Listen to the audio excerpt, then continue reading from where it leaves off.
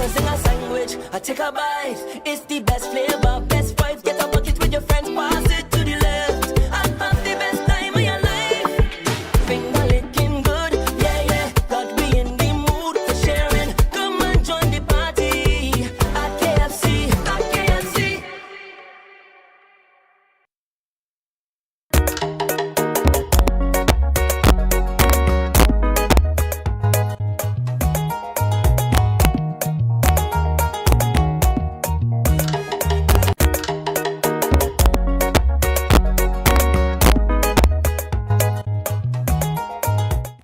Welcome to another program of the Sean Devers Sports Watch. It's Tuesday, June 23, still in the year 2026. Good evening to everybody. On tonight's program, we talk about football with GFF President Wayne Ford, National Assistant Coach. He played for Beacons. His club went into the CONCACAF Club Tournament. That's Wayne Ford we're talking about, and football journalist Roll Tony. We expect a little later on the program Tariq Walters from NCN. He will be joining us. Tonight's program comes to you with the compliments of Dave's West Indian Imports, Builders Lumberyard, Namalco, KFC, Sterling Products Limited, and Survival Supermarket. Well, in the news today, FIFA World Cup, Portugal, Ronaldo's team beat Uzbekistan 5-0, with Ronaldo scoring in the 6th minute and the 39th minute. Every World Cup he's played, he scored. This is his 6th World Cup. He scored in every one. Mendes, Nimartov, and Leo, they scored one each. And England and Ghana played to a 1-0 draw. The match with Panama and Croatia is still in progress. It's still 0-1 after 35 minutes. The last game today is Colombia versus the R Congo, and that starts at 10 o'clock tonight. And tomorrow, well, my team, I'm backing them mostly for sentimental reasons. They play Scotland at 6 p.m. tomorrow night. All these times I'm giving you is in Guyana time. They're the 5 times champions of record, but the last time they won was in 2022. And in some ICC women's cricket news, West Indies women have 3 games. They've won their first 3 games, and they face England tomorrow at 1:30. That's Ghana time also. And West Indies play the first test in Sri Lanka starting on Thursday. So in Antigua. So, and I want to say happy birthday in advance to Lionel Messi. Tomorrow he's going to be 39 years old. Happy birthday to you, sir. He's got 5 goals already in this tournament. And of course, let's start with the questions. Mr. President, the first Football World Cup was held in July 1930 with 13 teams. The World Cup now has 48 teams and has been hosted for the first time by 3 nations. 104 matches will be played. Is this too many teams, or is it bad for football? It would dilute the tournament. What are your thoughts on the 48 teams and the time span? Well, first and foremost, thank you for having me. Can you hear me? Yes, I'm hearing you loud and clear. Thank you for having me. I must say that whenever the opportunity is available, I do take some time to listen to your program. So I want to commend you on doing an outstanding job, keeping the program going for as long as you have. The other thing is that I just sent you a message. I'm going to have to take my leave in about 15 minutes. I have an urgent matter to deal with. So unfortunately, I'm going to have to take a bit of an early leave, and I'm terribly sorry about that. So let me jump right into the question. I think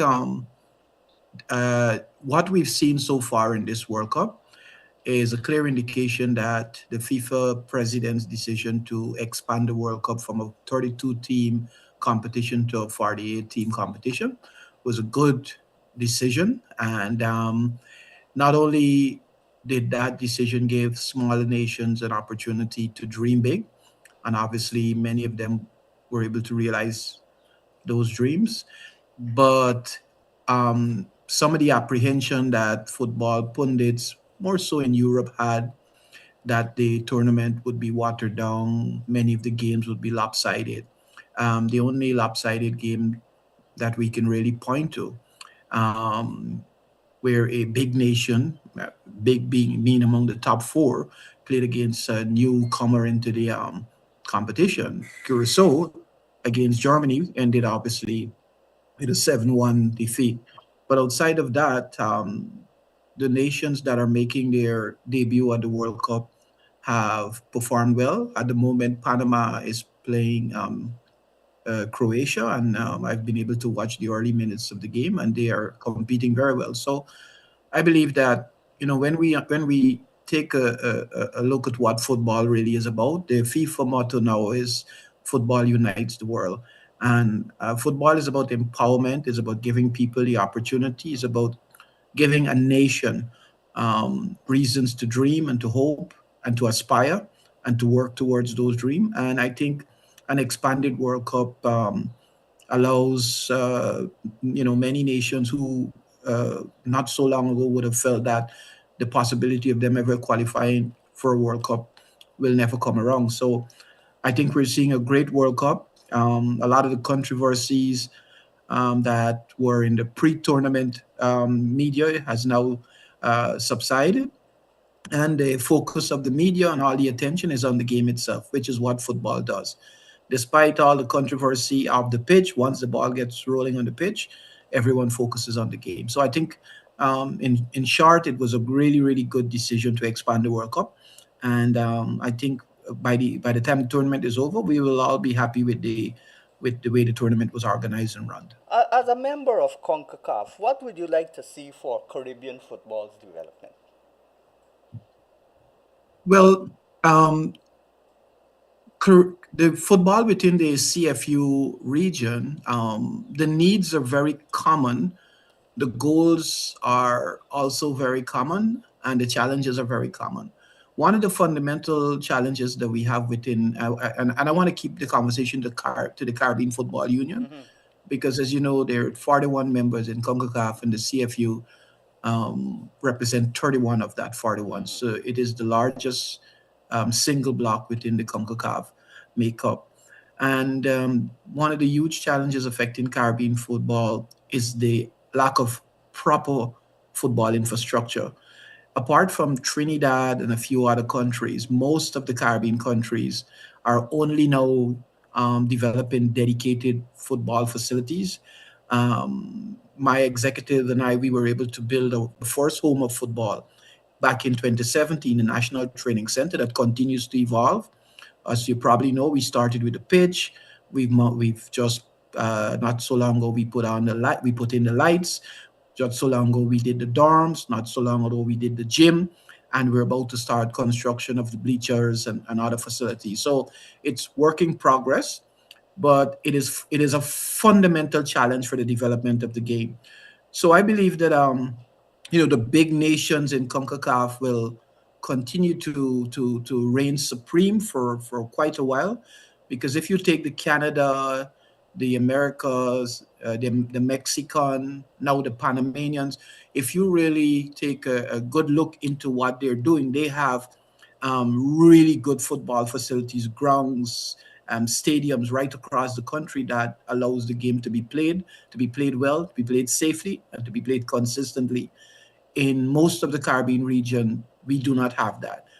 Almost all of the football facilities being built in the region is being built by FIFA, which is a sad reality. And until that changes, we will continue to have to confront these challenges. But I believe the potential is there. There is no doubt that we have the talent within the Caribbean. We've seen the success of our own players. We've seen Dwight York do tremendously well at Manchester United. Many players, of course, we see young Omari Glasgow making his name on the international scene. So we know that the potential is there. We know that the talent is there. But football needs a ball and a good quality space to experience meaningful development. And at the moment, most of the Caribbean, Guyana being no different, is badly affected by that. I had a lot of questions for you, but since you are going, I have to summarize them. Raul, you want to ask the president of the GFF anything? Actually, actually, no. What I want to agree on is I agree and believe that the World Cup should represent, should give other nations a chance to qualify.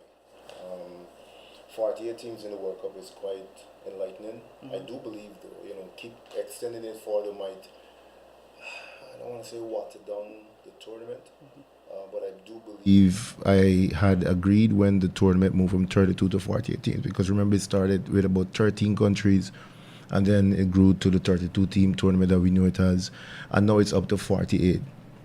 Yes. What I liked with this tournament, though, it showed a couple of things. I kept comparing when Guyana played Cabo Verde in that Nations Cup, and it shows how important it is that we The got FIFA series, Raul, sorry, it was the FIFA sorry. series in Thank you, Saudi thank you Arabia. for that. In Saudi Arabia, so the FIFA series, and it shows not the Nations Cup, sorry, and it shows how important it is for us to get a chance to play other nations outside of CONCACAF. But what I do remember, though, is in that game we've had so many chances to win that game. We had so many chances to score.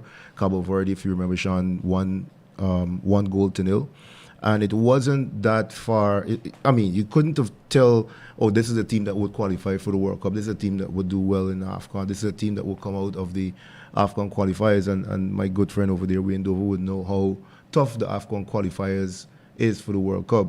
And to see a country like Cabo Verde with just about, a smaller population than Guyana, well, the Cabo Verde, which is a group of islands, it gives countries like Guyana hope that, hey, you know what, we played against this country, we did pretty well, and maybe who knows that we could qualify for the World Cup one day. So I think also in extending the World Cup puts pressure on federations like Guyana to give countries like Guyana a chance to dream of qualifying for the World Cup. As the president said, Jamaica 1998 and Trinidad 2006 are the Caribbean, English-speaking Caribbean teams that qualified for the World Cups. Of course, Haiti back in the days and Cuba would have also been Caribbean countries that qualified. Wayne Dover, what can be done for Caribbean teams to qualify after such a long exodus from the World Cup finals? Well, first of all, I want to thank you for having me. But to answer the question, I would say the expansion of the World Cup to 48 teams gives the Caribbean nations a pretty good chance, as we saw, to qualify and be with the big boys, as we would say in Guyana, right?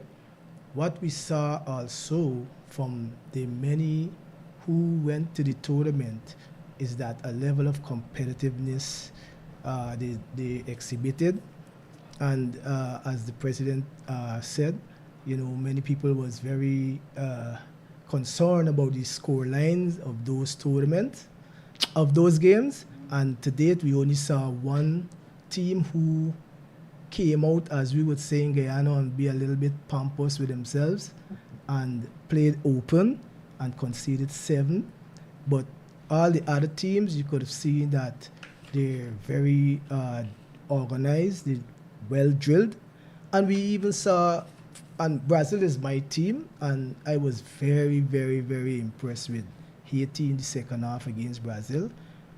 I was wondering if it's Brazil, if it was Brazil playing in the second half when Haiti was really pressing them and putting together a sequence of passes and even getting behind the back line. So it goes to show that once these teams is given the chance, they will prepare to do the best at that level. All right, teams like France, Spain, defending champions Argentina, England are favored for this World Cup.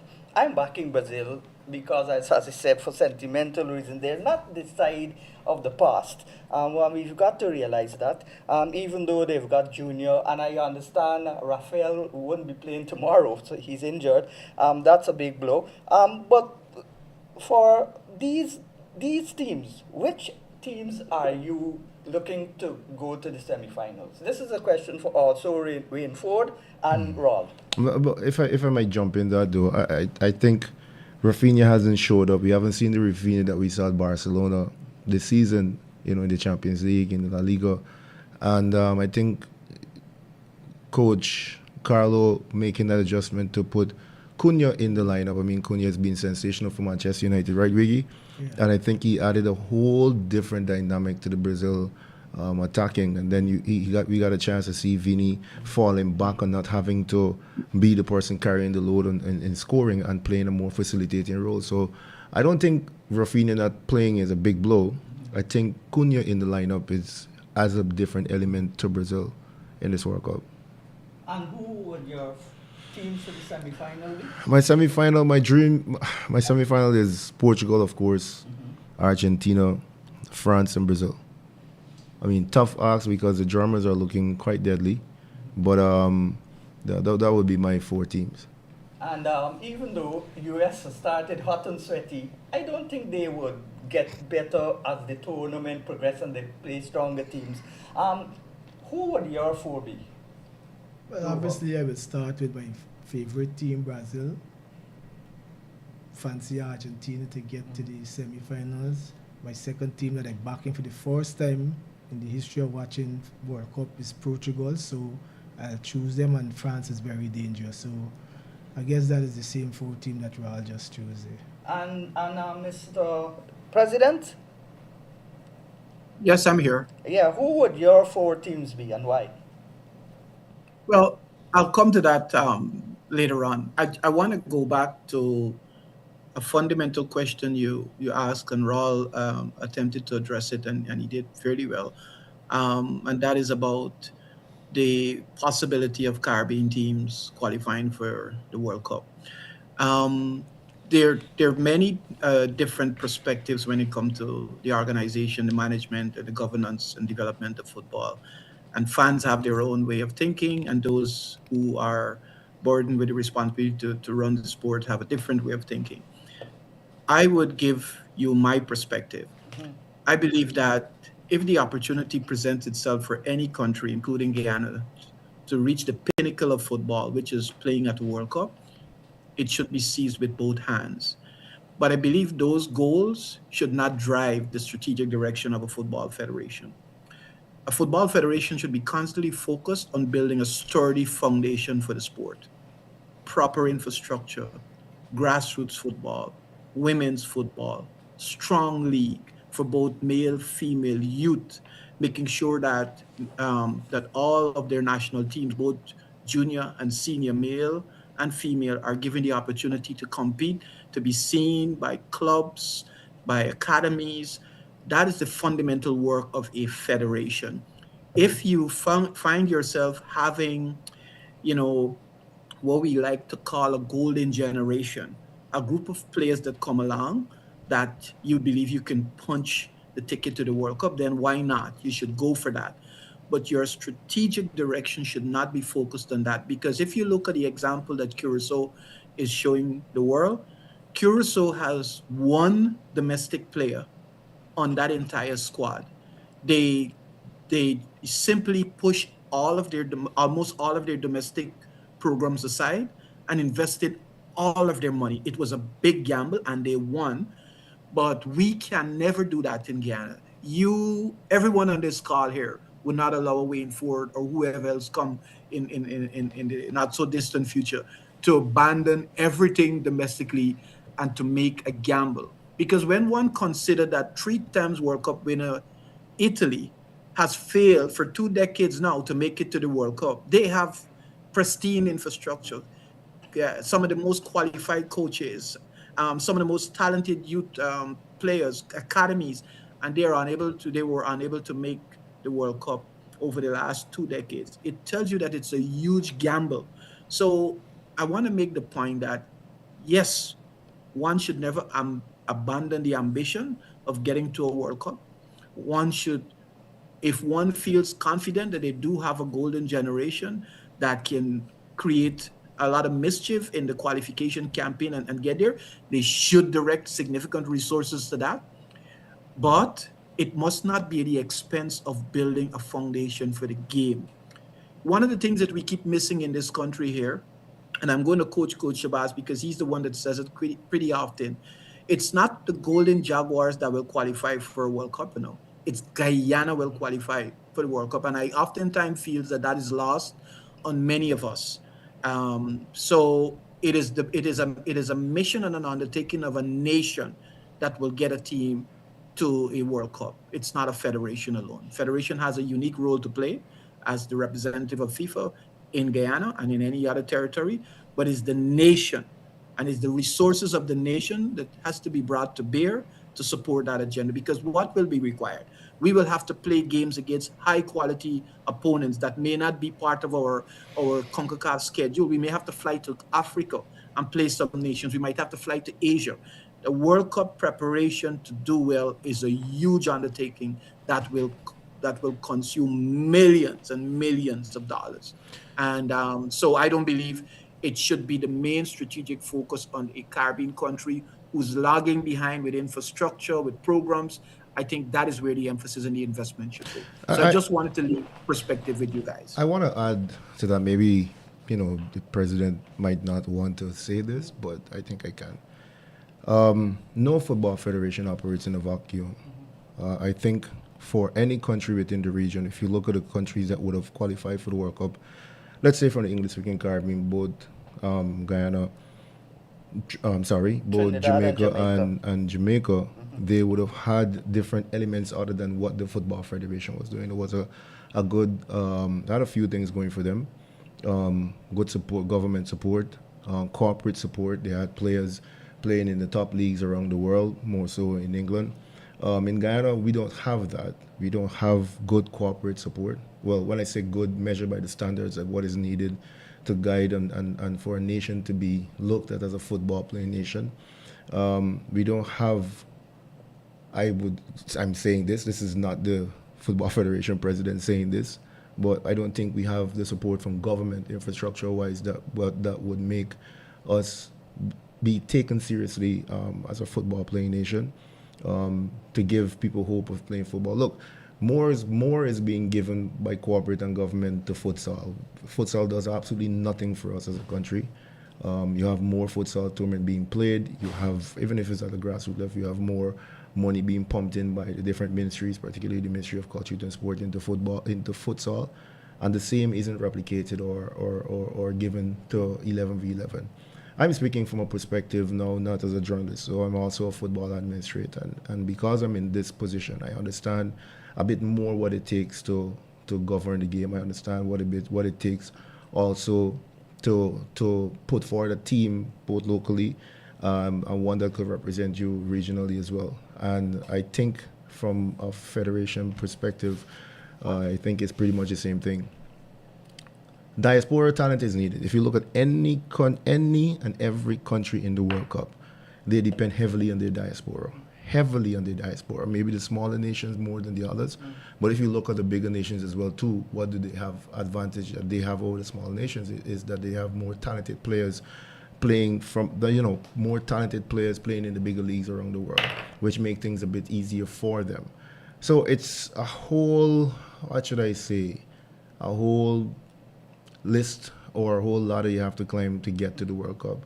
And let's start focusing on the game locally. Let's start supporting the game a bit more locally. I argue this point, Sean, and I think I go up the road with the folks in cricket. I say that cricket is the most supported sport in the country, but football remains the biggest sport in the country. It's a sport that has the most player participation in Guyana. It is a sport that people support more than cricket in Guyana. We love our cricket. I don't agree with you. Right? Well, we allow love me to agree to disagree. We love cricket. No, we do love cricket. We and I would sit and talk about West Indies cricket from time but to there time. are more Everybody. players in cricket than football. Actually, no. Yes. This is for a different All right, conversation, yeah, right? good. But What I'm saying before I get to Wigido, it is not just about what a federation could do, but it's just as much as we could support whatever the federation is doing from a government and a corporate standpoint as well. That could take us to the next level. All right, we will talk about local football on the next segment. What Guyana played in the second round of the CONCACAF qualifiers last year, you were the assistant coach. They beat Belize 3-1, Montserrat 3-0, but lost to Panama 2-0 and 1-0 to Nicaragua. Nicaragua and Panama eventually went on to the next round, even though they didn't reach the World Cup final. How close is Guyana, to your mind, in making that next step? Even if it's not the World Cup, the next step, qualifying for something bigger, less than the World Cup. Well, I think we had a very good opportunity qualifying. Even if it's not for the World Yeah. Cup, the last 8 that played Yeah. that had the chance to qualify for the World Cup. And if we look back at that sojourn, we can see that lack of funding was a major, major hindrance. And because of that, so many things could not have been done. And also, there was a issue with regards to players' availability at the time in the game with Nicaragua. And I think that is one of the area that we've really fallen down. You know, when it was matters most for the players to show, to be available, to give everything for the nation, we had absentees and we lost the game 1-0. And had we won the game and come home and beat Montserrat as we did, we would have at least qualified for the latter stage of the tournament. So sometimes, you know, the situation, it is be affected by so many different things, and we saw it there. But we were very close, at least, of qualifying for the latter stage of the World Cup. Mr. Ford, you still with us? Yes, I'm actually, I gotta leave in about 3 minutes. All right. So, Well, you want to comment on what the assistant coach said about the qualification process last year? I think the coach is right, and I agree with him. So there's not much to add other than the fact that, you know, for anyone who pays attention to local football, I think in my entire tenure, we've only had 2 teams, I believe an under 20 and an under 17, I believe, that didn't make, that we were unable to fund for an international engagement. And that speaks volume, because the CONCACAF annual calendar is so packed right now. So when you have a limited amount of resources and you have to divide it between the under 15 boys, the under 17 girls, the senior women, the senior men, the under 20, you have to make adjustments. And at times you can't pour all the resources into where it might be most needed, because you're going to leave someone woefully short. So I agree with him. Resources is a constant challenge, and one that we oftentimes have to navigate as best as we can to do all the things that we have to do. But I want to just leave by making this point. Our focus has always been more on qualifying for the Gold Cup, because the Gold Cup is a good measure for the World Cup. Of course, Guyana was able to qualify for the first time in its history in 2019. And this year, our focus will remain on qualifying for the Gold Cup. And Nations League starts in September. And, you know, we are doing all that we can to get there. I believe that, not I believe, I think that the facts bear me out. All of our youth national teams, in particular, the girls, are doing better and better and better. From the under 14 girls, which has a huge representation of indigenous young women, to the under 17, all of our teams are doing better. Barring the unfortunate incident with the under 20 boys, we had a lot of hopes in that team. And when you saw the opening match, you could have seen the potential of that team, and we felt that team was going to do really well. And it wasn't to be, you know, that's water under the bridge now. So I'm just closing by making the point that we have to focus our attention, our resources, and our energies on the goals that are practical, that are within our reach. And that's where our focus is. As you may have read today, our new youth structure now has a total of over 2,000 young boys, I should say, between the ages of 10 to 12 years old, 13 to 14 years old, that are playing football every weekend for the next couple of months. And this is what we need to do in football. This is the kind of infrastructure, both competition-wise and developmental-wise, that need to be in place for the next couple of years.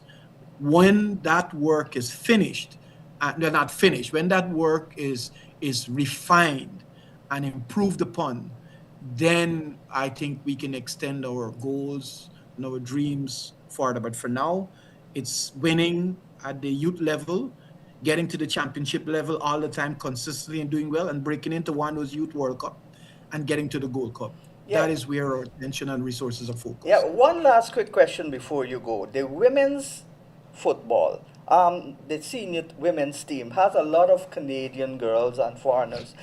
What would you say to people who say you need to give local girls a bigger chance? And I'll ask, when you go, I'll ask the coach the same question.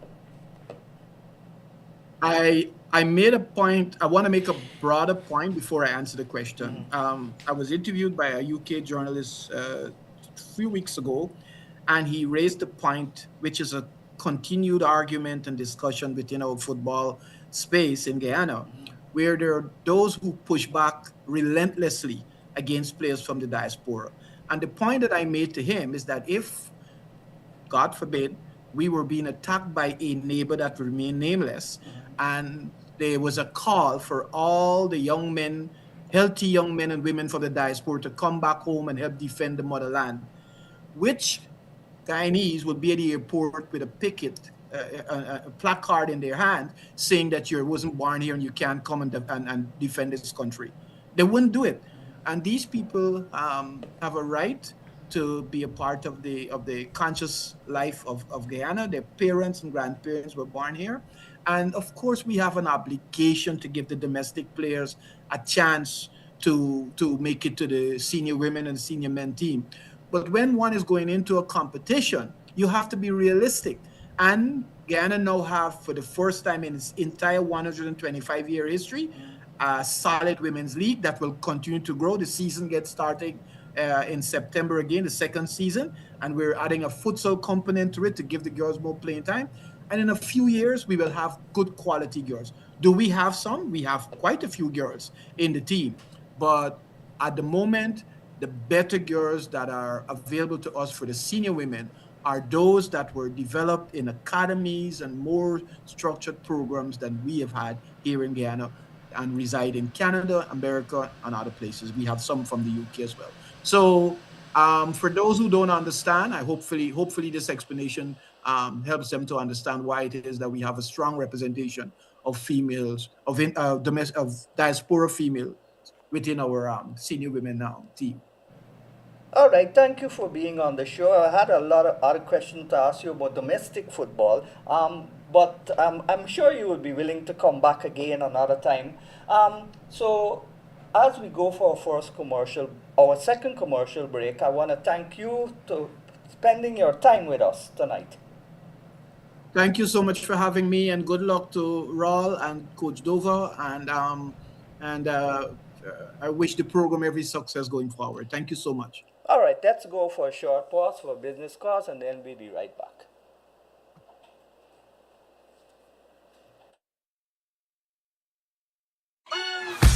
Now Milko has done it again. We've listened to you, and now available nationwide. Another convenient size packaging of Thunderbolt all-purpose flour. It's here. The 5 kg or 11 pounds new packaging of Thunderbolt all-purpose flour. Now available at your nearest supermarket. Now Milko, National Milling Company of Guyana. Sundays are for KFC Sunday Special Bucket Deal. Buy a 6 or 9 piece bucket meal and get an extra piece of crispy, juicy chicken. Or go big with a 15 or 20 piece bucket meal and get 2 extra pieces. That's even more of your KFC favorites to share. So gather the family, call your friends, and make it a Sunday feast like no other. Only at KFC, where Sundays are made tastier. KFC, it's finger licking good. Looking for quality lumber for your dream home or an upcoming project? Then make Builders Lumberyard your premier provider. We provide a full selection of rough and dress lumber, such as Green Heart, Purple Heart, Kabakali, all types of mixed hardwood, Silver Bali, Ditarma, and many other species. We also stock clean and knotted pine doors in various sizes, qualable posts, farm boards, plywood, and all types of molding. Orders can be cut to any specification and delivered to your worksite. With over 25 years of experience in the lumber industry, we are determined to provide a quality lumber that meets our home builders and contractors' every need. Builders Lumberyard and you will always be a winning combination. Visit our main office at 12 Lombard and Deroy Street or our branch office at 66 Ben Street, Georgetown, or telephone 225-9530 227-0904.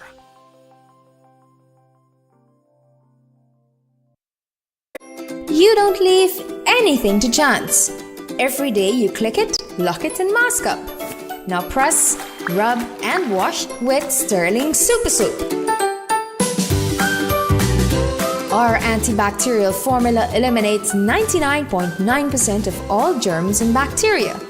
Clean and moisturize your hands with 4 refreshing and rejuvenating fragrances. Get super clean with Sterling Super Soap.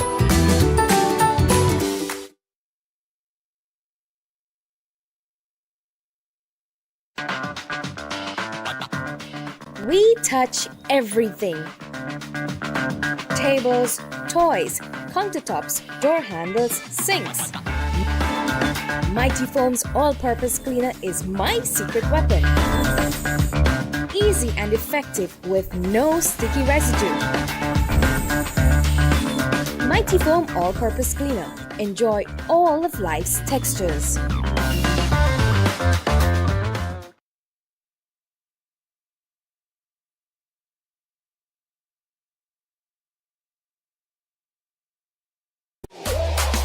It's here! Igloo Ice Cream Fruit Bars. 4 mouth-watering flavors. Mango, pineapple, strawberry, and soursop. A beautiful combination of real fruit and igloo ice cream. Go old school with Fluty Popsicle. Classic flavors and refreshing goodness. Available at Igloo outlets and all your favorite shops. Attention seafood suppliers. Dave's, the largest purchaser of fresh fish from Guyana, is interested in buying from you. Dave's deeply cares about bolstering the local economy and is looking to begin business with an eager seller of fresh fish and agro products. Dave's needs a constant supply of snapper, butterfish, bangameri, bundari crab, sheriga crab, white-belly shrimp, bon carilo, edo, saijambaji, and more. Contact Dave's West Indian Imports at 21 Middle Street, Viceless, East Coast, Demerara. Telephone 501-4087 or 644-8999. Dave's will purchase.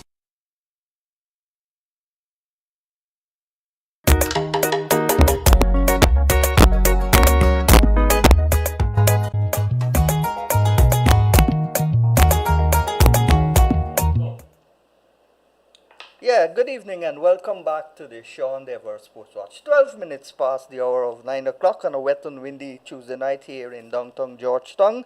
And let's ask Raul Tony first. Sticking with the World Cup football. Mbappe of France, Erling of Norway, he performed well today, or yesterday. Harry Kane of England, Rodri and Yamal of Spain, and my team, Junior from Brazil. But you have also Messi from Argentina, they're the defending champions, and Ronaldo from Portugal. Ronaldo scored 2 goals today. How would you rate these players in the modern era, and who would you say is the best? Or better than the other? That's subjective. I think here what we saw, and I think we give being of a more football mind than I am. And I give him that because he's qualified to speak in this by qualification of being an extremely qualified coach and a former national player. What we saw from Messi and Ronaldo was a changing of guard that transcended when the guard would have changed from the quality players that we know it as, the Zidane, the Ronaldo R9 from Brazil, the Ronaldinhos, the Luis Figos, the David Beckhams, the you could name it, the Kaká. You could name. You would get Neymar in that No. category? Okay. When Messi and Ronaldo were finding their grounds, Ronaldo, this is his sixth World Cup. He played in 2006 when they finished fourth. People might not even remember that. Yeah. Right? They lost to Germany in that third place game. They reached the semifinals. Right? He scored the winning penalty in one of those matches as well too, and then he had a goal in the World Cup. Right? Now we saw a changing of guard from what we thought was promise in terms of Ronaldo and one of the most naturally gifted footballers in Lionel Messi. Right? One is naturally gifted, does work hard, but one worked hard to be where he is. I am not seeing that from the Haalands of this world. I'm not seeing that from Mbappe. Maybe Mbappe. I'm not seeing that from Vinicius Jr. I'm not seeing that from a bunch of players. Because what we saw from Messi and Ronaldo is 2 decades of consistency. Every single league. I mean, Ronaldo played more league than Messi, right? But every single league that they've played in, they've dominated. They've been the best player in that league. Ronaldo at 41 is considered one of the best players in the Saudi league. And Messi is still Messi will be 39 tomorrow. and he is the best player in MLS. And he's got all the records you could think But of. what I don't see from these players now, the Yamals and them, and they have more access to things, social media and what's not, than Messi and Ronaldo, right? Back then, I'm not seeing this star quality global dominance that we saw from Messi and Ronaldo. I'm not seeing the debate of who is better than whom that we've seen transcended over 20 years of their game. 20 years is a long time. I'm in the media 20 years, over 20 years. And I feel like if I'm here forever, let alone athletes who are keeping their body in pristine shape at 41 years old, playing 90 minutes of football. And today we saw him defend and we saw him run sprint to the next end to create a chance and to score a goal as well. So the difference I'm saying is the players now aren't giving me that consistency. Mbappe and the greatness about Messi and Ronaldo is not the World Cup. The World Cup is just the icing on the cake for them. The greatness of them is how dominant they've been and how consistent they've been to remains on the tip of our tongues as football fans and pundits for 20 plus years. So I'm not seeing that at this moment from any of the players that you would have called. So who you would think is better, your subjective view? It depends on what I like. If you like flamboyance, if you like flair, if you like hard work, if you like showmanship, and if you like this walking a bit bigger than life character, then Ronaldo would be. If you like football and you like the fluency of the game and you like the movement of the beautiful game, you would take Messi. No, Ronaldo does that, but Messi is more of a Messi pure has the most player. goals in the World Cup, 18. But Mbappe would soon pass him because Mbappe. Truth be told, the World Cup is every 4 years, and I can't judge a player on every 4 year performance. Kudos to him. Yeah. Ronaldo has 8-10 goals in the World Cup over six World Cups. Well, he scored 2. But he's the world leading scorer in football. Yeah. Now that is what makes you a player. You look at what Messi would have done with Barcelona, at PSG. I mean, you would write off his PSG time, but you would see what he was done in terms of how he changed the entire dynamics of the MLS, right? Now that is star power. We haven't seen that in any American, but we've seen it in David Beckham, and if we seen it in Zlatan Ibrahimovic, and if Ronaldo decides that I want to give MLS. And Ronaldo has played in every single league, even the UAA, when they allegedly gave Messi a blank check. And he refused because his family was in America. He went to America to play. No, but you see, both men make decisions that are best for them and their family and business, right? Because I've traveled to a part of this world where I've seen Ronaldo face in every skyscraper that he's on, and this is in Brazil, right? Some of the tallest buildings in the world. When in this part of the world, in Brazil, he owns. What I'm saying is, though, to your question, though, who is better? It depends on what. I like Ronaldo. I've been a fan of Ronaldo because Portugal is one of my favorite teams. Luis Figo is my all-time favorite player. And then I saw a kid making his youth debut for Portugal. And I was like, I can focus on this player. And then I saw Figo giving him praises, and then I started following his career consistently. This was 20 plus years ago.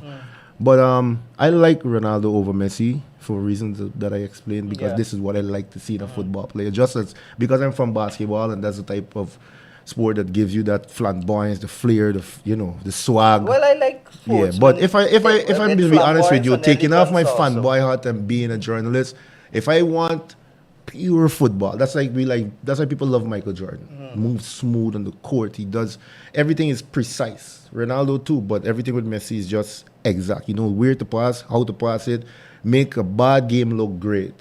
I would be a Messi fan, but because I like these things in an athlete, I like Ronaldo. Yeah, well, if I tell you who are my favorite sportsmen in cricket, Hooper, boxing, Muhammad Ali, or Sugar Ray Leonard, all the sports with flamboyant people, Michael Jordan, all of those people I like. I like flamboyance and elegance. So I would more likely go for Ronaldo. But as a journalist, I would have to say that Messi, with his records and all of that, I was very surprised in the last match when Argentina won 2-0. He scored both goals. He missed the penalty. The keeper didn't even have to save. And that's a professional, high-ranking footballer that missed the whole goal. And that was unheard of. Who would you rate as better and why? Well, I will have to agree with most of the things that Ral Tony said about how he see them and see a few things, right? But for me, I wouldn't choose any of them. I would just regard both of them as great players, different characteristics in how they do things on the pitch. And a lot of people is talking about Messi and records, right? But he only now achieved 18 goals as the highest World Cup scorer. But Ronaldo is the highest international goal scorer. Everything. As well, the highest Champions League goal scorer. Yeah. So But he one has thing, his records Ronaldo too. never won a World Cup. Oh, that's all right. I know enough players that never. We know never won a many World great Cup. players that never won a World Cup. And many great players never won a Champions League. Like Ronaldo never won a Champions League. From Brazil. So and it is so funny because I see two great players probably push each other in a competitive way, and it is amazing because in all my time looking at football, I have never seen no footballer as consistent as the two players that we see.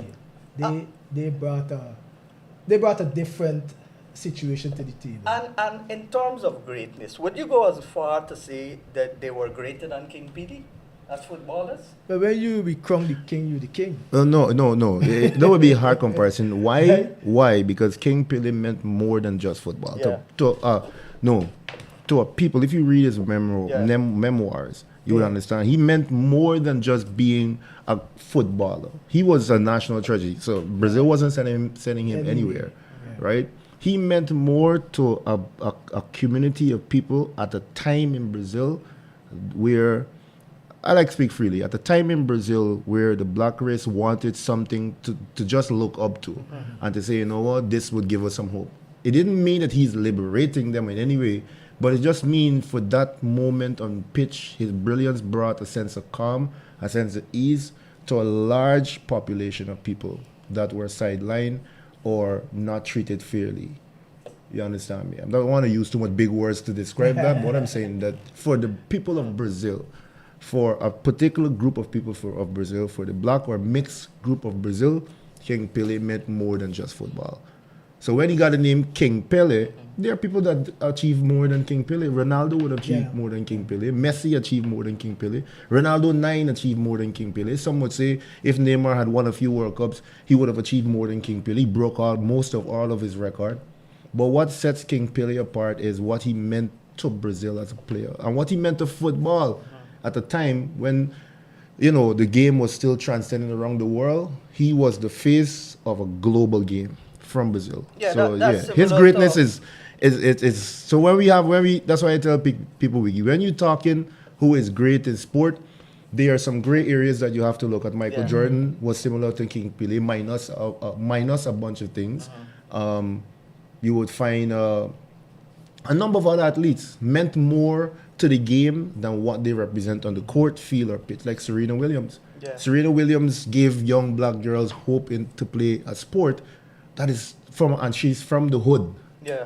That you don't need to be rich to play this sport.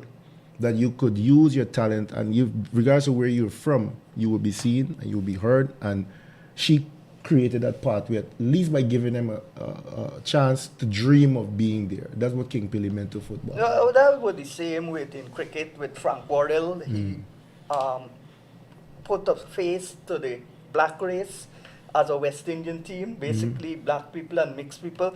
Before that, they were just whites continuing to captain West Indies and so on. And he would have lost 6-1, and they had a parade in Australia for him and his team because of the way he played. And since then, up to 1990s, the West Indies team, basically black and Indians, have dominated world cricket. I don't know what's happening now. That's a talk for another show. But that's similar. People of black heritage or non-white heritage who were controlled by the whites would look up to those people because they were the pioneers of breaking that breaking bars. But it's also a bit more than that too. King Pele came from a extremely poor area in Brazil in the family. And it's more than just, I'm being black and I'm giving black people hope, but at some point in time, there are people of different color that were suffering in those areas in Brazil as well too, if you know Brazil of itself. In parts of Sao Paulo, in parts of wherever part in Brazil you're from. And he would have given them hope too. Like if King Pele could make it, coming out from a village playing barefoot, I can as well too. Maradona. I mean, I don't support Argentina for many reasons, but I've had a chance to read a lot of his memoirs, to watch a lot of documentaries, and latest series that came out the other day on Prime. And I was like, my entire perspective on him just changed. I never saw him as great as King Pele, but I understood what he meant for this particular group of people in Argentina. And especially for young people who wanted to play the game a bit different. He brought that flair to the game as King Pele did. That's why Maradona was compared to King Pele for a greater time. Messi isn't compared to King Pele. You understand? As great as he is, as accomplished as he is, he isn't compared to King Pele because he lacked that little element that King Pele had on the game. But back to your point though, we would never see, I believe, that we would never see two players that dominated in the same era. Yeah. Mind you, they don't happen in no other sport, but not basketball, maybe in cricket, but not basketball, right? We're in the same era, they're just as accomplished. One would have won the holy grail of the sport, while the other won everything in the sport except a World Cup. So I think it's good for young people when they go back and look at documentaries and they're looking at when they're researching Ronaldo and Messi and how they divided the entire world because you either a Messi fan or Ronaldo fan in football. I don't care who you could like Mbappe, you could like Haaland, you could like Neymar, you could like anybody else, Dembele, you could like a bunch of players, Vini, anybody.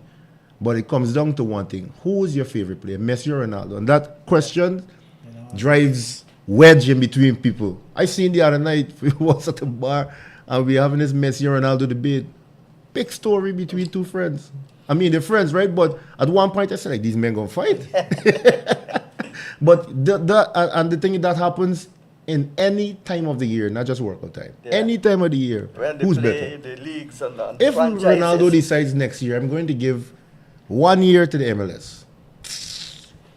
You will see stardom, bro. I'm telling you, you will see stardom. I want to ask you a question which has nothing to do with football. Basketball, which you are authority on. Who do you think Curry is going to be good as Michael Jordan? No. Curry changed the game because he made shooting fun.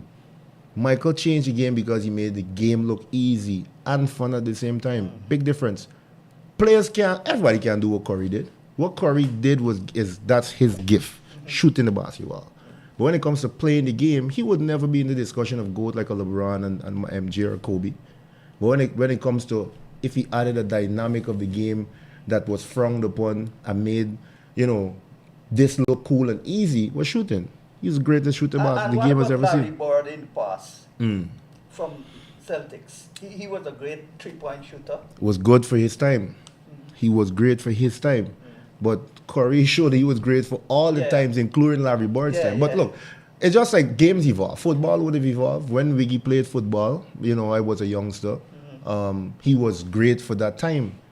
But then he would say, you know what, there's some youngster that I see play locally that I believe did things better than I did. And he was a great player. When I was growing up, I would say all the cricketers were great. No, but sports evolved. Sports evolved. People got faster, people got bigger, people got access to more nutrition, people got access to better technology and to help enhance the game. Back then, them guys didn't have that.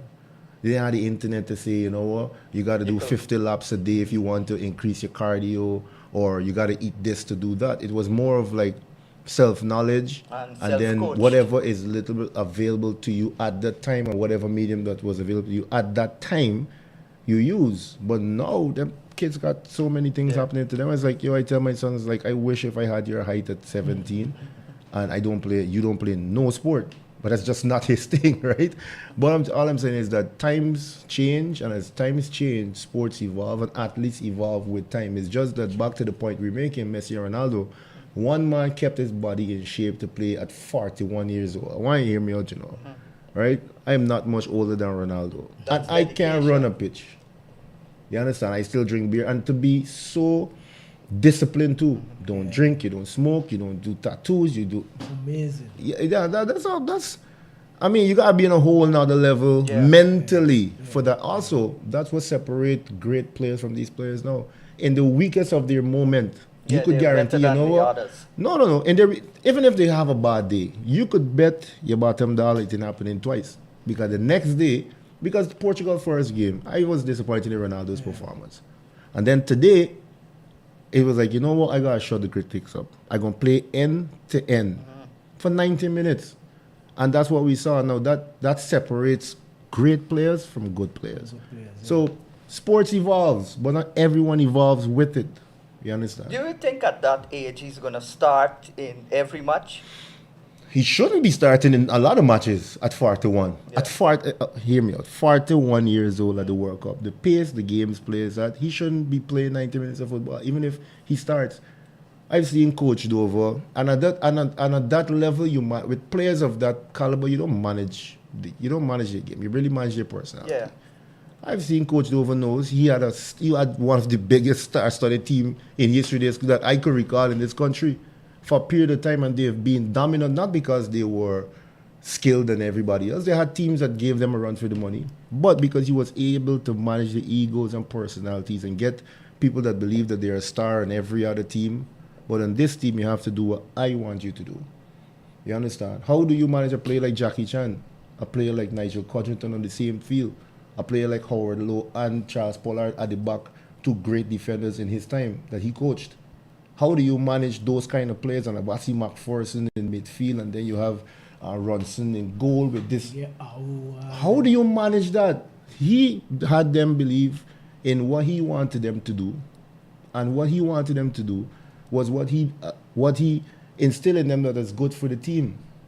So at 41, Ronaldo might not be starting, shouldn't be starting and playing 90 minutes, but he doing what the coach believe in him to do what he got to do. Exactly. All right, let's look now at local football. What football locally is coming up or in progress? Well, we are looking forward to the Elite League. I think it's season 7 now, right? Yeah, season 7. Season 7. Season 7 or season 8? Or 8, one of them. But that is what we are looking forward to right now. And what else? This is my Elite League rival right now, yeah? And what is being done for junior football, school football? I know Petra is big involved with that. They have now gravitated to the Harry Group of Company into cricket. They're doing a secondary schools cricket tournament. That's the first time a national schools cricket tournament has ever been held. But what is the role of Petra in football? What did they do? They organize? Well, when I was a boy playing for Beacon Football Club, I knew back in those days we had league football and many knockouts in between. And that in itself helped us to improve as players, because they said the game is the greatest teacher. So the disappointment from them time to now is the fact that the associations are not delivering the domestic program year round. Hence the reason organizations like Petro and whatever else come on board and providing the opportunity for the young players them to play regular. I'm not hitting at the association, but I think the GFF have a broader mandate to mandate if you want to say the children to conduct themselves in a way that ought to be, because if the GFF don't comply with CONCACAF and FIFA, they can't play in none of the tournaments. They can't. The clubs can't play in the tournaments as well Right. too. So we should have something just the same to have the associations them run their domestic programs and have the gameplay at our level year round. And if they can't fulfill that mandate, then they shouldn't be a part of anything that they do. Look, I spoke about sport evolving, right? When Alpha United represented Guyana, when the likes of Pele FC represented Guyana, Thomas United represented Guyana, Santos represented Guyana, those big clubs, right? Playing at CONCACAF wasn't like this. You play, you top your club, you go straight in the club championship and whatever. I think you participated. Yeah, Because, right? Yeah. Well, thanks for the little history, right? Yeah, Now, CONCACAF changed, right? When Infantino and Montigliani came in, they changed. They added the club shield. So they took away the CFU aspect of the club football now from CFU, and they put it as a club shield. Now, what that club shield did for countries like Guyana is put us in a position where if you want to play here, you have to do certain things right. Yeah.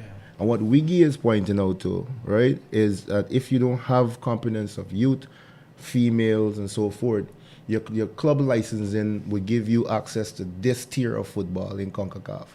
And he's right. So if you don't fulfill X amount of mandate, you wouldn't be eligible for grants from CONCACAF if you qualify for the champion. If you qualify for the club shield, you won't be eligible to lots of things, and then the GFF might not be in compliance with the club licensing. And if the GFF is not in compliance, your league will be recognized here, and you would be only able to play. I'm speaking from a personal experience with Slingers FC, being the vice president, and this is where we're in. We're going to represent Guyana now in the club shield.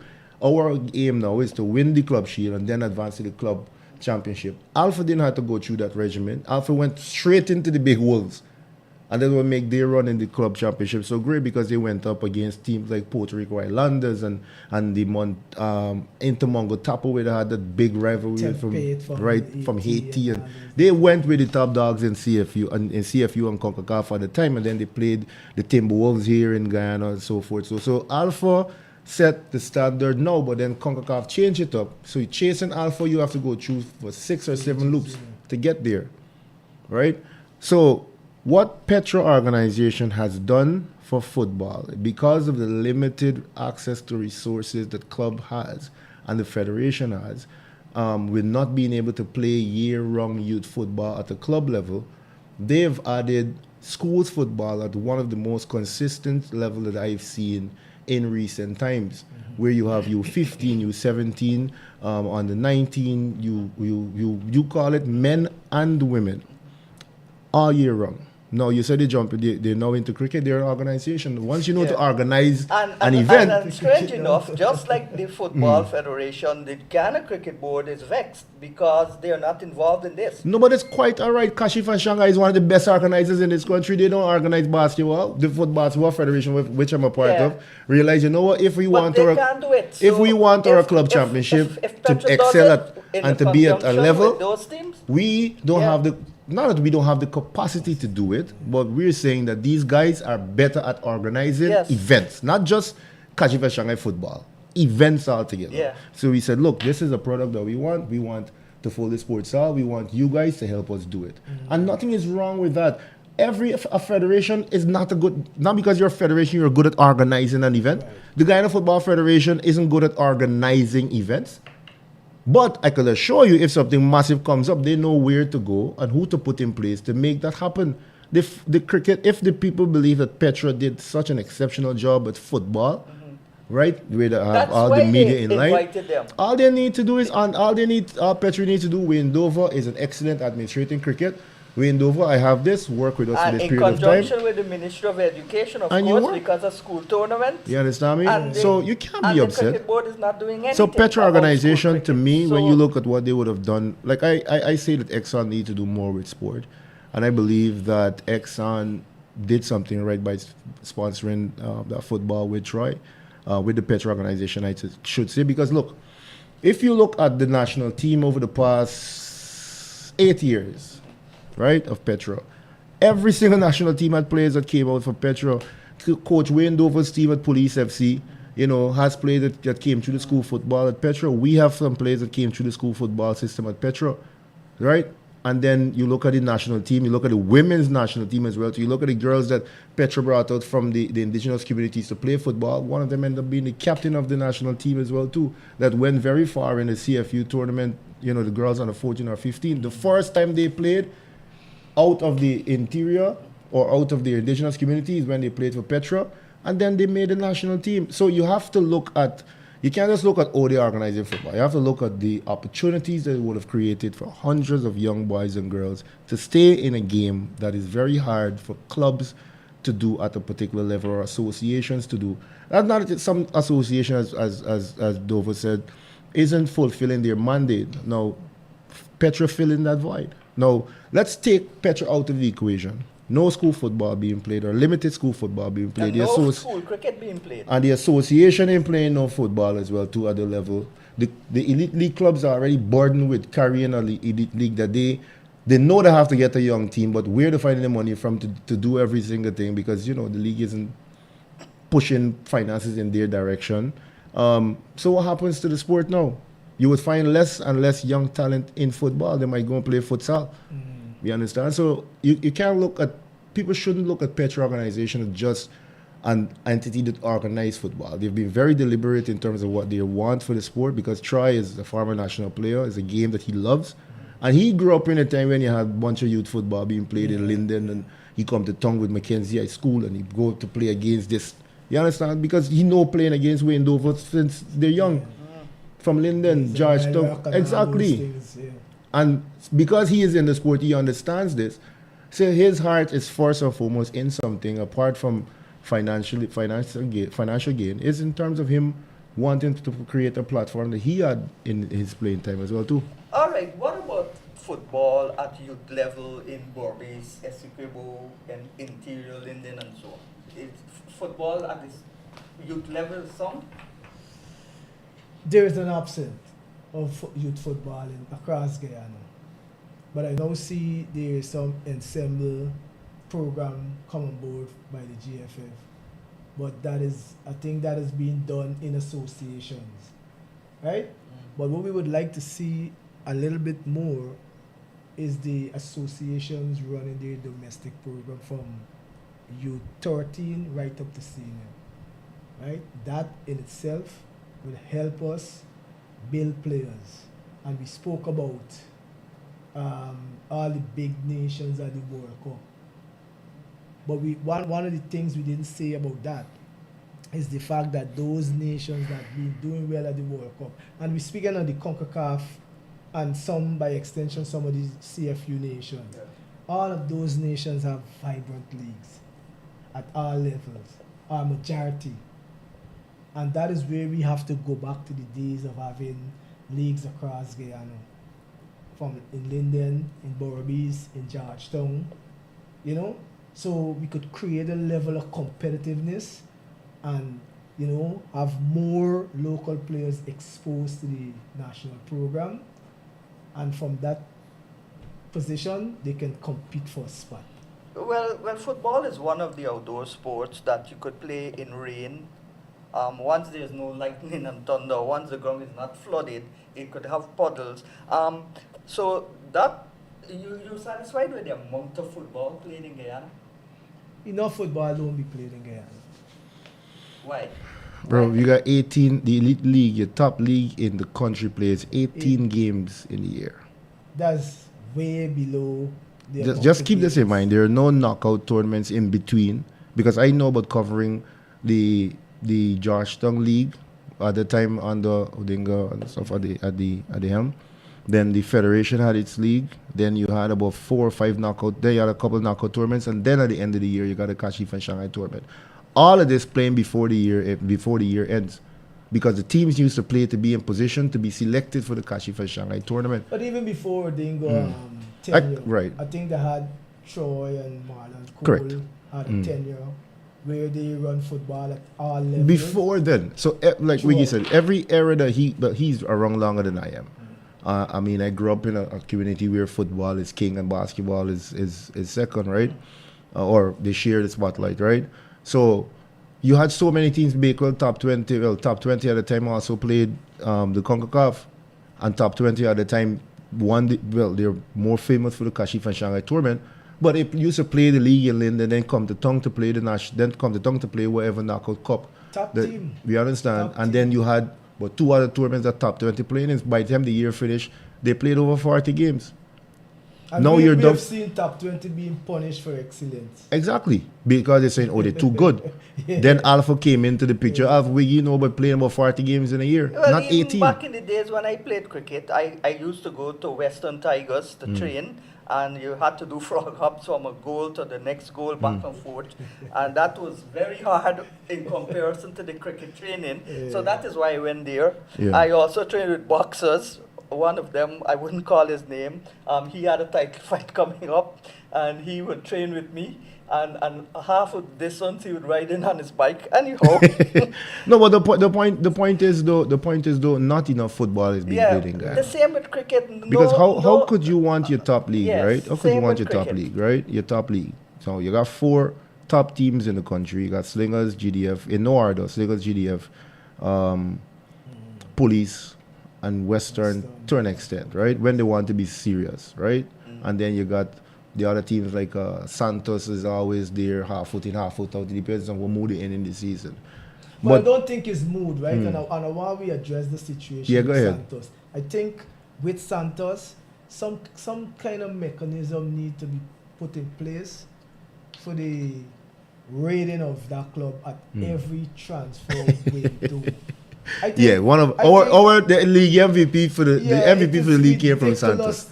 No, but you see the thing is though, the players that leave there are the players that went on to do exceptionally well because they have access to more resources. I believe if the club had more resources, some of them would stay also, right? Yeah, but in the amateur settings, I mean, we benefited from that at Alpha back in the days, and still now with Police, we benefiting from the fact that we have the resources that we could pull those players. Same thing. But if you want to keep a balance in the league, maybe the federation only financial fair play could help that. Can introduce some kind of system that I don't think 10 and 15 players left in one club. But at the same point in time, you can't force a club. You can't force a player to stay at a club that he doesn't want to, right? But to your point, which is absolutely valid. That leads for a good football discussion. But they're trying now to force that guy who's wanting to go to Barcelona. Who? I can't remember his name. He's playing in the World Cup right now. He's all Bernardo Silva. Yeah, Bernardo Silva. Yeah. What did they do with him? No, they say Barcelona has to pay some fantastic fee. That's between the club. Oh, he talking that's about Rashford. Marcus Rashford. Yeah. No, that's between because his loan season has ended, right? Yeah, but that's between. Would never be. No, man, but that's between. Barcelona. But that's different. That's totally different. That's the business of football, which is why I'm saying is that only financial fair play could help that, and I don't think in an amateur setting you could.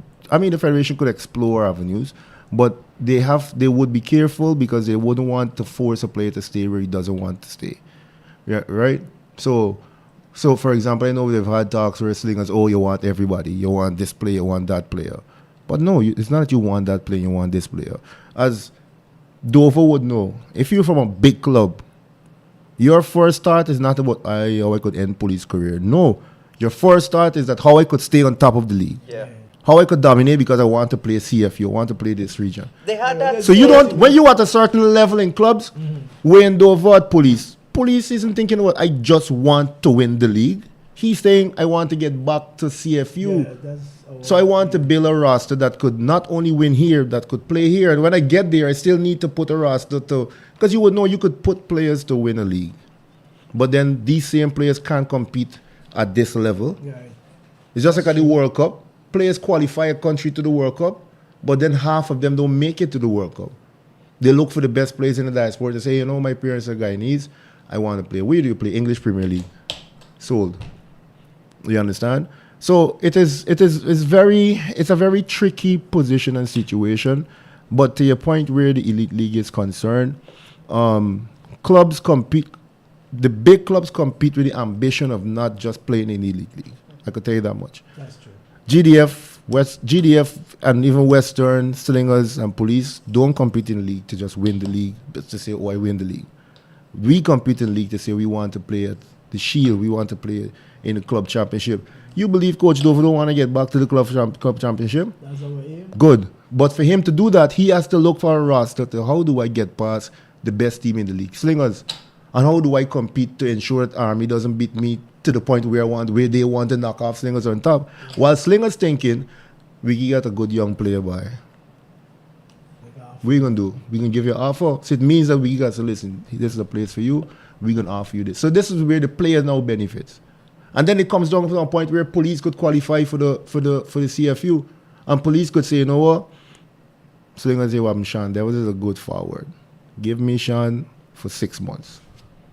We want him to go to CFU. Next window, you got him back. The business side of it, all right, give me X amount and take him. But remember, I sacrificing playing against you in the league, giving up some points as well too. So it is so much moving parts, Sean, when you are at the level.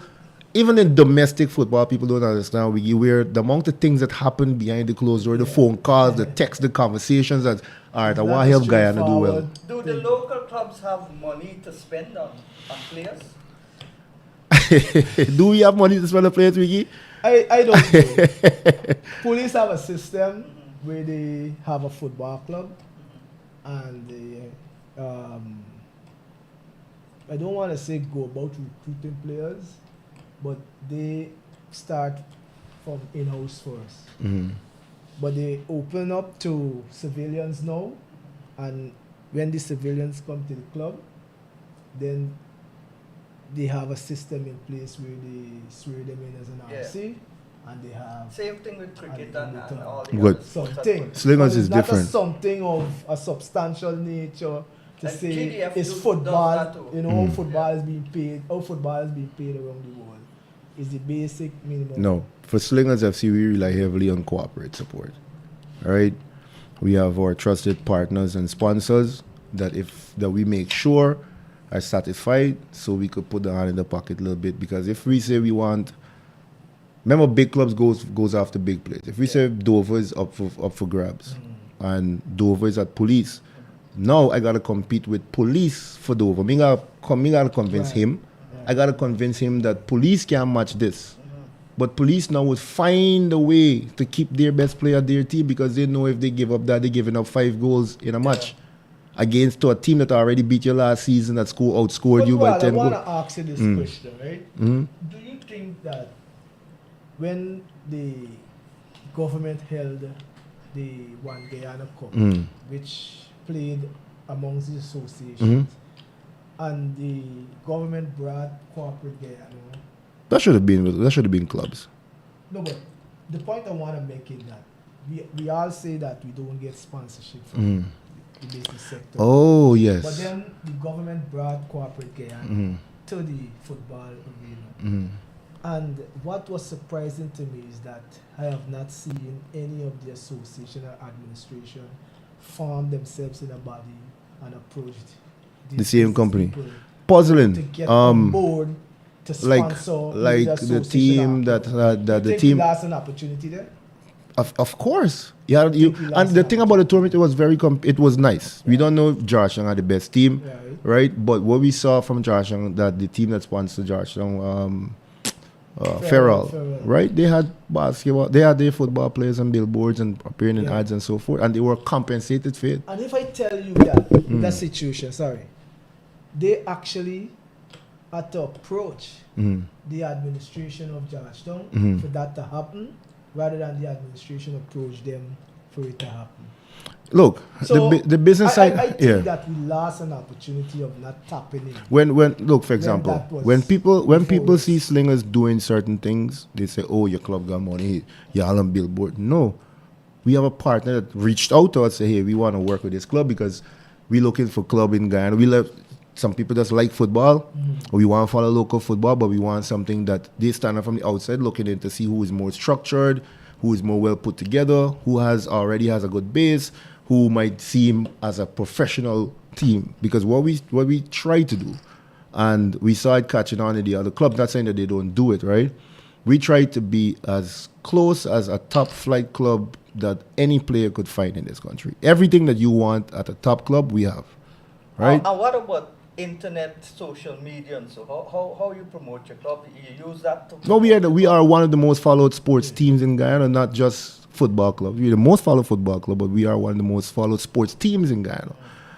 In terms of merchandising, in terms of jumping into this, and very soon we would roll out something as well too, where football is concerned, and tying into our club in the next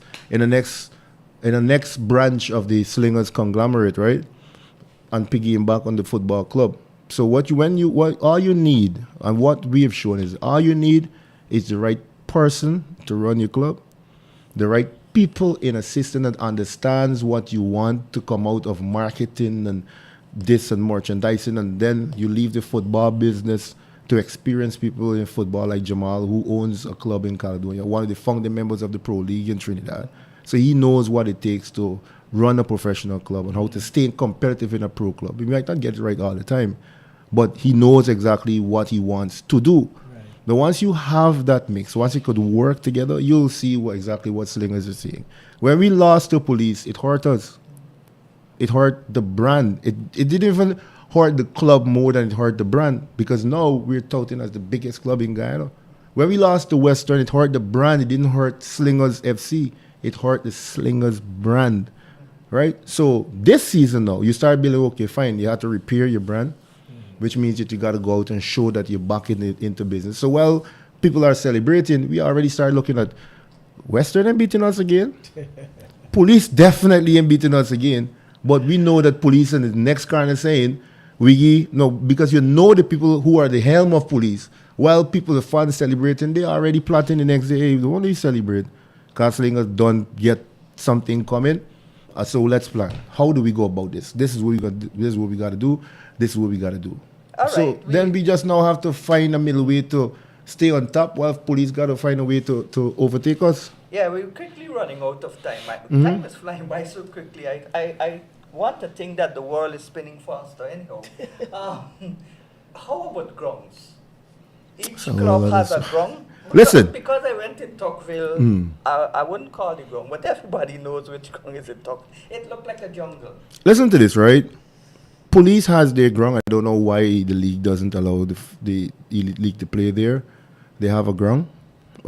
Slingers, I could say now in Virgin Ocean, we have now access to a ground there, which where we would propose to play some of our league games. We also have access to the National Track and Field Center at Lenora, where we played some of our league games there, and it was the biggest attended games. Now, what did that say? It says that fans would come out once they're comfortable, and once the game goes back to the community, they would come out. It doesn't feel like a football until it's a final at the NTC, for many reasons, because, history and so forth on that ground. But let's say for whatever reason, Western Tigers get itself in order, and the GFF grants them permission to use their facility for the Elite League, and they're playing police and the Western ground, or Slingers at Western ground, or GDF at Western ground. Do you know what that does for the West Warrenville community, the shops in those community, the people in those community, who some of whom was able to drive and ride till up to the NTC to find parking and then sit on a chair in the Jew to watch their games. They might feel comfortable doing it at West Ground, right? But facilities, I don't think they've been access to more facilities now, and the GFA have been using some grounds around to play their league.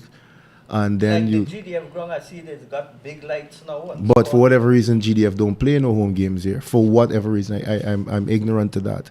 But facilities are there, but it's just now of does it meet the requirements of what the GFF and CONCACAF would want to play? Now that's the discussion.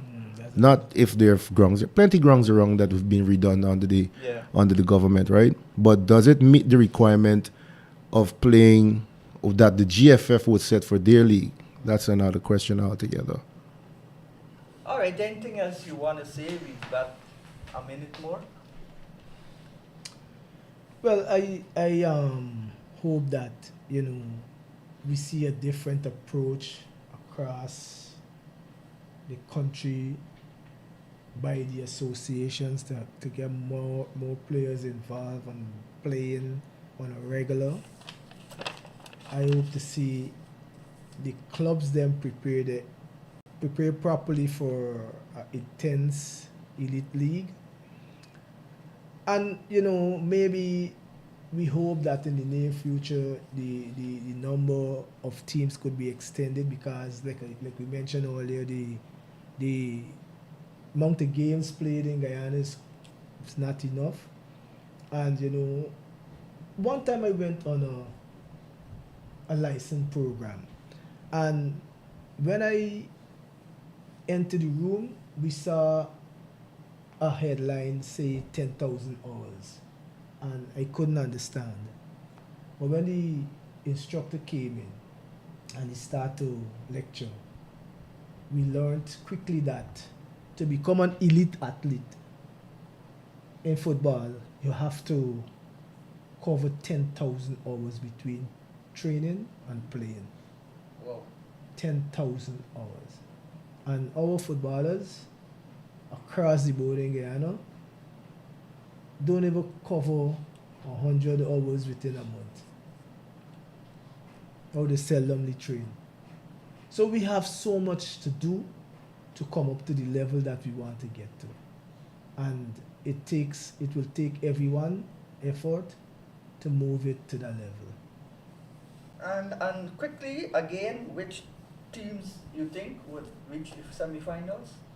Brazil, Mm-hmm. Argentina, Mm-hmm. France, and Portugal. And that's my 4 teams as well. And my 4 teams would be France, Argentina. Well, I'm more than hope than expectation. Brazil and England. I know the English going to get past it because they look rather shaky against Ghana today. They say they're bringing it home. I don't know what they're taking home. Take it home. Take it itself home. Harry Kane. Harry Kane, top striker. Big forward. But he can't do it alone. No, he can't do it alone. But the English team is really the Premier League on show. So, but they have a good team. If they really, they do have a good team. If they really put the game together, they could be a threat. They do. Well, those are my 4, and hopefully that's my heart, not my brain.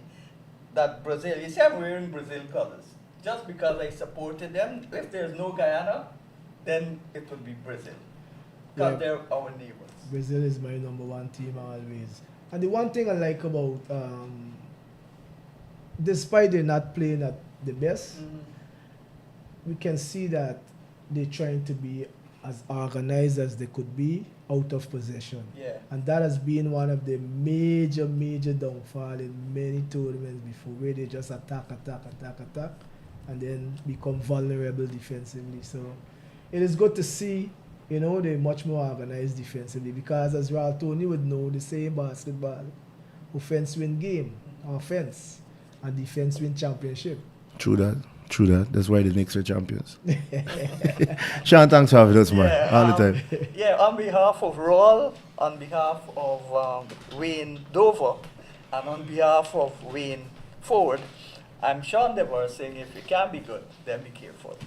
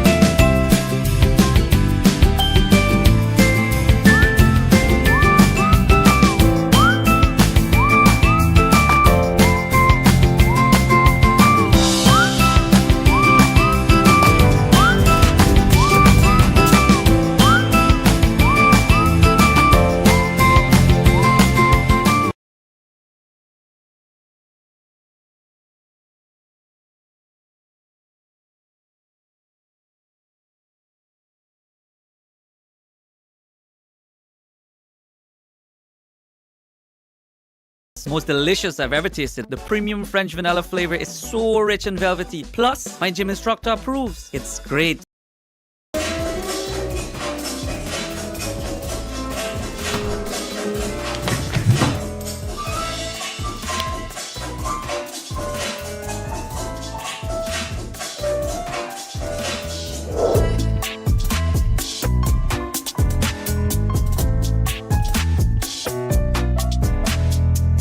Igloo Premium Ice Cream. Not all good things must come to an end.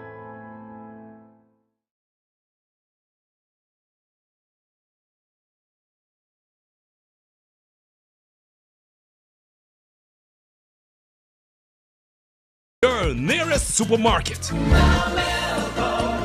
National Milling Company of Guyana.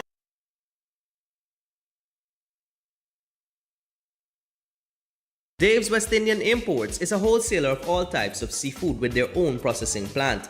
Dave supplies supermarkets, restaurants, hotels, and bars. Place your orders now on telephone 501-4087 or 644-8999. With fresh seafood daily, Dave's offers custom cuts of your choice: snapper, trout, banger, gillback, shrimp, crab, and more. Order today. Dave's, Guyana's largest exporter to the USA.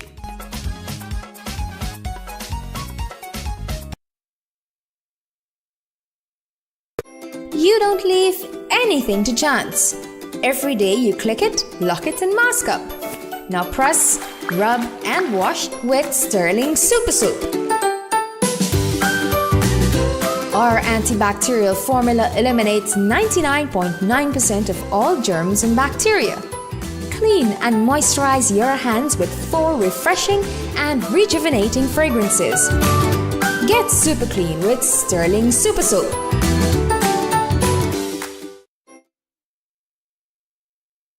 Finger licking good, yeah, yeah. Got we in the mood for sharing. Come and join the party at KFC. Get a singer sandwich, I take a bite. It's the best flavor, best vibes. Get a bucket with your friends, pass it to the left, and have the best time of your life. Finger licking good, yeah, yeah. Got we in the mood for sharing. Come and join the party at KFC, at KFC.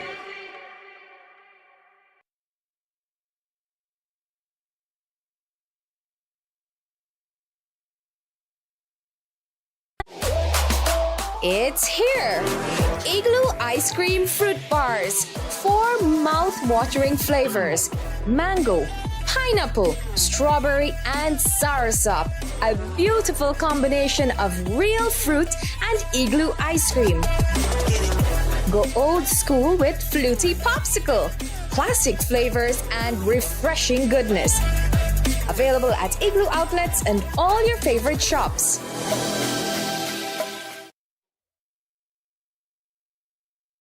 Looking for quality lumber for your dream home or an upcoming project? Then make Builders Lumberyard your premier provider. We provide a full selection of rough and dress lumber, such as Green Heart, Purple Heart, Kabakali, all types of mixed hardwood, Silver Bali, Ditarma, and many other species. We also stock clean and knotted pine doors in various sizes, Qualable posts, farm boards, plywood, and all types of molding. Orders can be cut to any specification and delivered to your worksite. With over 25 years of experience in the lumber industry, we are determined to provide a quality lumber that meets all